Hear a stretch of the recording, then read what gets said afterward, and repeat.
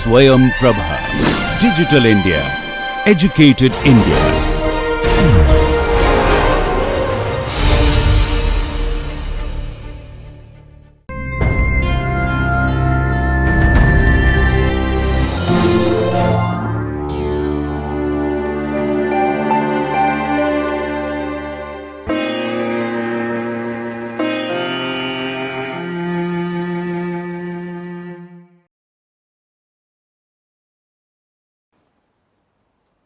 Hydrogen ion concentration in plasma remains around 40 nanomoles per liter, even though acids are constantly added to plasma due to metabolic processes in tissues.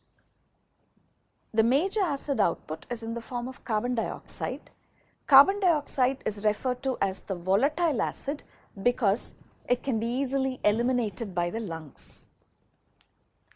There are some other acids which we refer to as fixed acids, which cannot be eliminated in the lungs.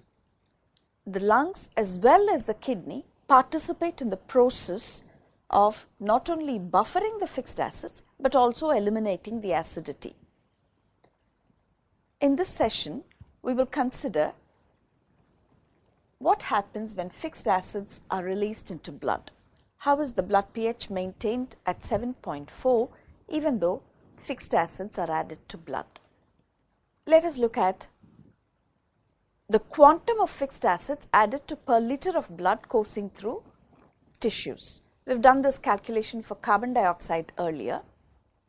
We will do a similar calculation for fixed acids. Per day output is 50 to 100 millimoles. And the blood flow through tissues every day is 7,200 liters. Therefore, the fixed acid output into every liter of blood would be, let us take 50 millimoles divided by 7,200 liters.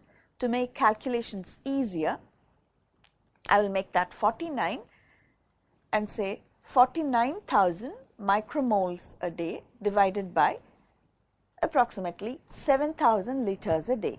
That gives us a value of 7 micromoles per liter of fixed acid output. If we consider the range 50 to 100, we will have this going from 7 micromoles per liter to 14 micromoles per liter. Let us take a convenient value for discussions and say that the fixed acid output is about 10 micromoles per liter of blood that courses through tissues. That's what we have been discussing in the last two lectures, carbon dioxide handling in the blood. Fixed acids, what are the fixed acids that we have seen earlier? Sulfuric acid, phosphoric acid, lactic acid. We will take these three and see how they would ionize. Sulfuric acid will give protons and sulfate anions. Phosphoric acid would give protons and phosphate anions. Lactic acid would give hydrogen ions and lactate. The issue now is, how are these free hydrogen ions handled? They have to be buffered or kept in a bound state so that they do not affect pH of blood. They should not add on to the free hydrogen ion concentration of blood, which has to be maintained at 40 nanomoles per liter. These hydrogen ions that result due to protonation of the fixed acids are actually bound by the bicarbonate that is already there in plasma. If you remember, I have been alluding to this function of bicarbonate earlier. I have said that that amount of bicarbonate has to be present in blood for a reason, and therefore, a little bit of carbon dioxide has to be allowed to come into arterial blood so as to balance that bicarbonate. And that special function of plasma bicarbonate is to buffer the protons coming from fixed acids.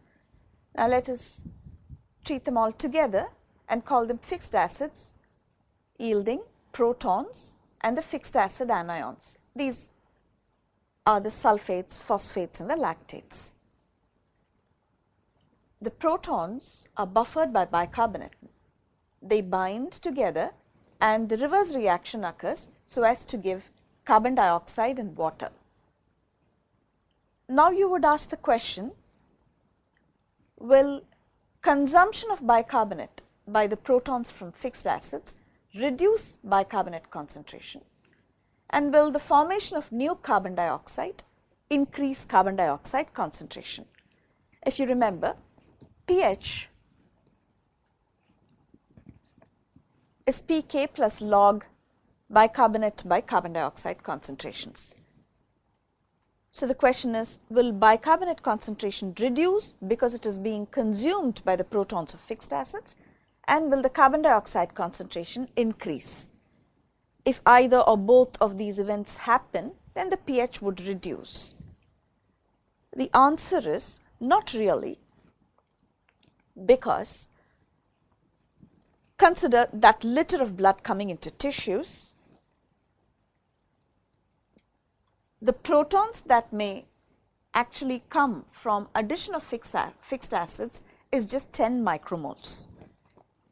The bicarbonate concentration is more than 1000 times that of the new protons coming in. It is in millimolar concentration.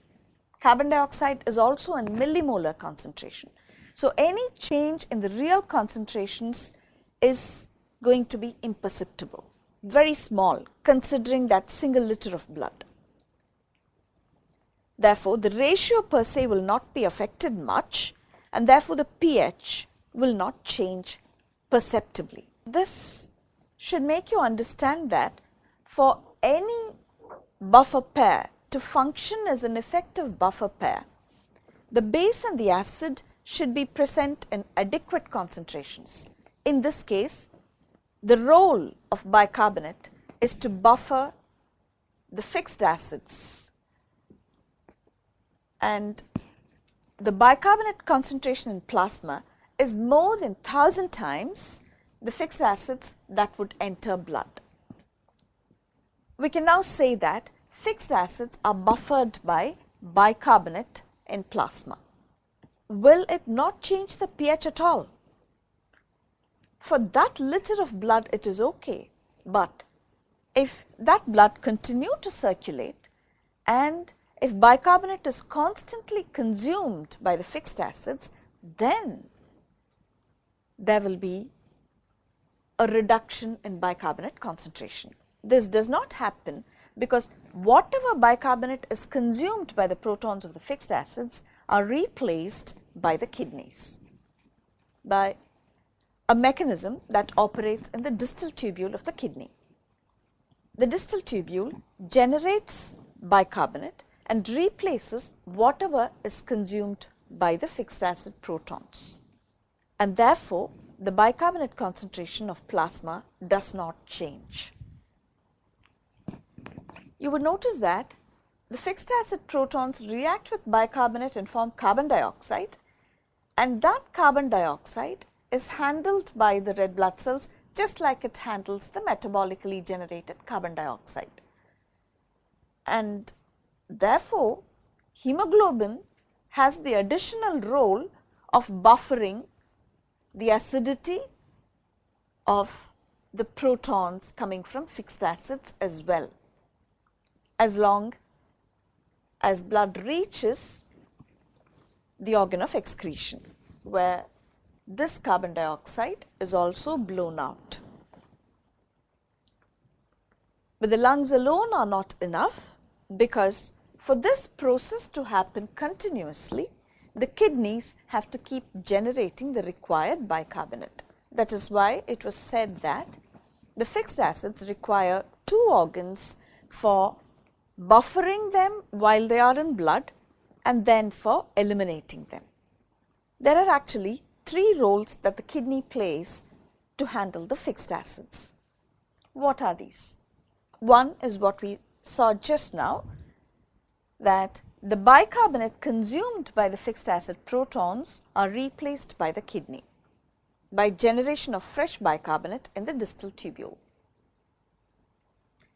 The second important role that the kidney plays is elimination of the fixed acid anions. The fixed acid anions, just like all substances in the glomerulus, are freely filtered.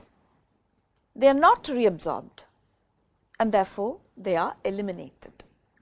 Why would elimination of fixed acid anions be important for regulation of hydrogen ion concentration in plasma? This is not obvious now, but we will discuss this in a later lecture. Elimination of fixed acid anions is an important function of the kidney whereby it maintains the pH of blood or the free hydrogen ion concentration of blood. The concept of why elimination of fixed acid anions is important for pH regulation will be understood when we discuss the need for maintenance of electroneutrality of plasma and when we discuss the concept of what's called the anion gap. The third role of the kidneys is actually more important in terms of workload, and that is to reabsorb the filtered bicarbonate. The design of the kidney is not to extract out the waste alone and eliminate the waste in urine. The way it is designed, all substances in plasma are freely filtered, and what is not required by the body is not reabsorbed and is eliminated, whereas what is required by the body alone is reabsorbed. Therefore, all the bicarbonate in plasma will be freely filtered in the glomerulus, but the body cannot afford to waste that bicarbonate because it is required for buffering of fixed acids. Bicarbonate is a very important ion, and therefore all of it is reabsorbed in the proximal tubule. Bicarbonate reabsorption in the proximal tubule is the third important role that the kidney plays in pH regulation. If it does not reabsorb bicarbonate, there will be bicarbonate wastage in urine, bicarbonate levels will decrease and pH will decrease. We will see later that if bicarbonate levels decrease, the lungs will compensate by reducing carbon dioxide concentration as well. That would be a temporary compensatory mechanism, but ultimately if there is continued loss of bicarbonate in urine, if it is not reabsorbed adequately, it will result in a drop in pH. It is now time to summarize the information that has been discussed thus far. pH of blood is determined by the concentrations of bicarbonate and carbon dioxide. That is the major buffer system in the extracellular fluid. You must revisit the idea of hemoglobin as the most important buffer in the body, which takes on the insult of the acidity due to carbon dioxide, which is the major acid output into venous blood. Hemoglobin does not create problems, and therefore we will not discuss it any further for clinical considerations. The buffer system that can go into pathological states is the bicarbonate carbon dioxide buffer system. That is the major buffer system in the extracellular fluid, hemoglobin being intracellular. The concentration of bicarbonate in blood, in arterial blood, is 24 millimoles per liter, and this bicarbonate is formed by the kidneys. This bicarbonate is necessary to buffer fixed acids that come from tissues. To prevent alkalinization of blood due to the presence of this bicarbonate, the lungs allow a certain concentration of carbon dioxide to come into arterial blood, and the carbon dioxide concentration in arterial blood is such that the ratio of bicarbonate to carbon dioxide will be 20, keeping the pH at 7.4, or the free hydrogen ion concentration at 40 nanomoles per liter. When blood moves across tissues into the veins, these substances will move into venous blood as well. In addition, the tissues release more carbon dioxide into venous blood. This is expected to change the pH of blood because carbon dioxide can undergo hydration, form carbonic acid, which can protonate to yield free hydrogen ions. But we saw that that does not happen in plasma. Most of the carbon dioxide enters red blood cells, where this very same reaction that we didn't want to happen in plasma because the free protons will be problematic is accelerated within red blood cells due to the presence of carbonic anhydrase. The protons which are formed as a result do not change the acidity of red blood cells as well, because they are bound by hemoglobin. This is the entity that we call reduced hemoglobin. Bicarbonate formed during the process also is removed from the cell by the anion exchanger, and because both products of this reaction keep getting removed, the reaction can proceed very robustly within RBCs, capturing all the carbon dioxide that is released by tissues. When 3 millimoles per liter carbon dioxide comes into venous blood, an equivalent amount of bicarbonate will be formed. Therefore, the bicarbonate concentration in venous plasma will be more than that in arterial plasma. This is not likely to change the pH as well, because some amount of carbon dioxide moves into the dissolved state, keeping the venous carbon dioxide concentration at 1.35 millimolar, again keeping the ratio between bicarbonate and carbon dioxide at 20. 27 divided by 1.35. So, we expect the plasma pH to be maintained even in venous blood. The bicarbonate that was formed by red blood cells during the buffering of carbon dioxide are not available for buffering fixed acids, because all that is formed by red blood cells will be reclaimed by red blood cells in the pulmonary circulation so as to reform carbon dioxide and eliminate the carbon dioxide that was formed in the tissues. It is this bicarbonate which came from the kidneys that is available for buffering fixed acids. The fixed acids will also protonate, and the hydrogen ions formed from fixed acids do not change this concentration because they combine with bicarbonate to form carbon dioxide, a little carbon dioxide which can be easily handled by the red blood cells. They already handle carbon dioxide coming in such excess due to metabolic processes, so whatever comes out of fixed acids is a minuscule amount for red blood cells to handle. So, we can think that fixed acids have transferred their acidity to carbon dioxide, and that is again buffered by hemoglobin. Addition of fixed acids to venous blood and consequent consumption of bicarbonate will not immediately result in any significant change in the bicarbonate concentration in plasma, because what is added is in the micromolar range, and the bicarbonate as well as carbon dioxide concentrations are in the millimolar range. However, continued consumption of bicarbonate without replacement as blood circulates through tissues will result in a reduction of bicarbonate. Therefore, whatever has been consumed by the fixed acid protons will have to be replaced, and that replacement comes from the kidneys.